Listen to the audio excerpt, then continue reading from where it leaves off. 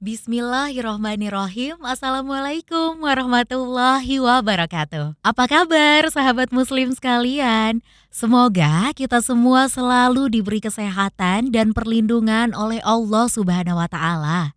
Amin.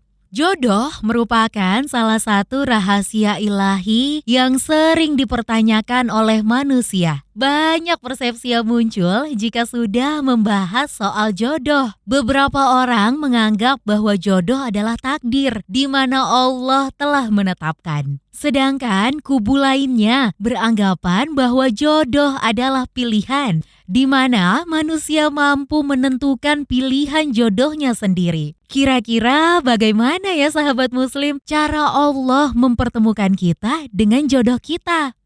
Sebelum kita lanjut, jangan lupa subscribe dan nyalain lonceng notifikasinya ya sahabat muslim. Di-share juga ke teman-teman dan grup WhatsApp keluarga pastinya.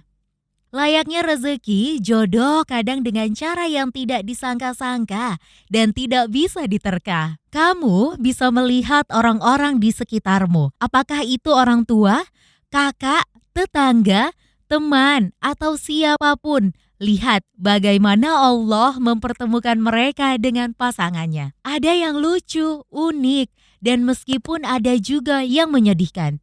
Banyak cara untuk bertemu dengan jodoh.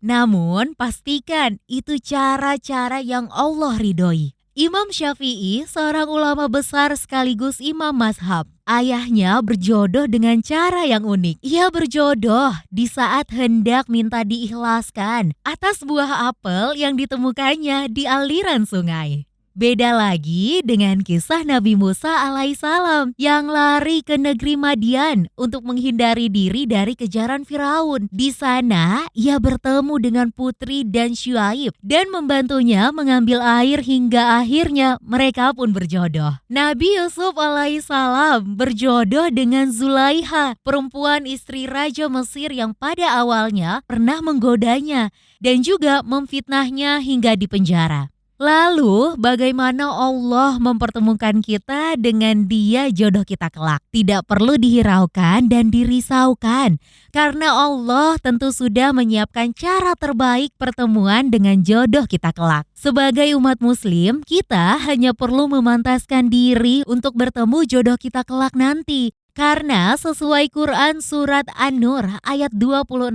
yang memiliki arti, wanita-wanita yang tidak baik untuk laki-laki yang tidak baik, dan laki-laki yang tidak baik adalah untuk wanita yang tidak baik pula.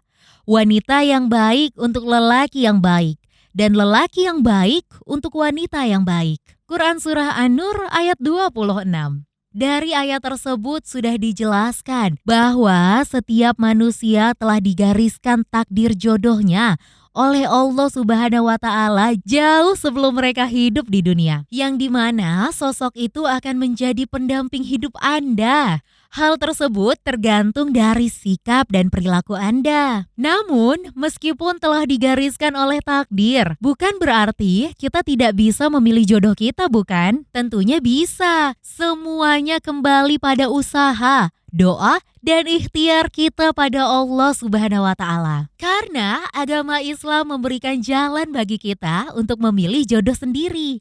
Tapi Islam juga mendorong kita untuk memilih pasangan hidup berdasarkan keimanan dan ketakwaannya daripada tampilan fisik dan hartanya. Sehingga kita lebih baik untuk membangun rumah tangga dalam Islam. Karena sesungguhnya jodoh yang akan datang kepada Anda merupakan hasil dari setiap doa dan usaha Anda. Tapi perlu diingat, Allah hanya akan mempertemukan kita dengan orang-orang yang tepat seperti kita. Dengan kata lain adalah cerminan diri kita. Jadi jika ingin mendapatkan jodoh terbaik, soleh, taat, takwa, ya pastikan terlebih diri pribadi kamu juga soleh, taat, dan bertakwa. Jodoh yang tepat akan datang di waktu dan saat yang tepat sahabat muslim. Pernikahan terjadi tidak hanya 1 atau 2 hari, tapi sepanjang usia. Artinya ketika menentukan jodoh, kita sedang menentukan siapa orang yang akan mendampingi dan menemani kita hingga akhir usia. Pernikahan tidak hanya untuk dunia saja, akan tetapi adalah suatu hal yang dipertanggungjawabkan hingga akhirat kelak. Maka jangan sekali-kali lupa melibatkan Allah dan ketentuan-ketentuannya dalam proses ikhtiar menemukan jodoh kita. Pernikahan juga tidak hanya bicara tentang kita dan dia, tapi juga tentang keluarga kita dan keluarganya dia. Maka libatkan juga keluarga kita, minta pendapat ayah ibu tentang kriteria dan harapan tentang jodoh menantu yang mereka inginkan. Bagaimana Allah mempertemukan kita dengan dia? Biarlah itu jadi rahasia Allah dan menjadi kejutan indah untuk kita suatu saat kelak. Walaupun jodoh telah ditentukan, namun dalam perjalanannya untuk bertemu dengannya diperlukan ikhtiar.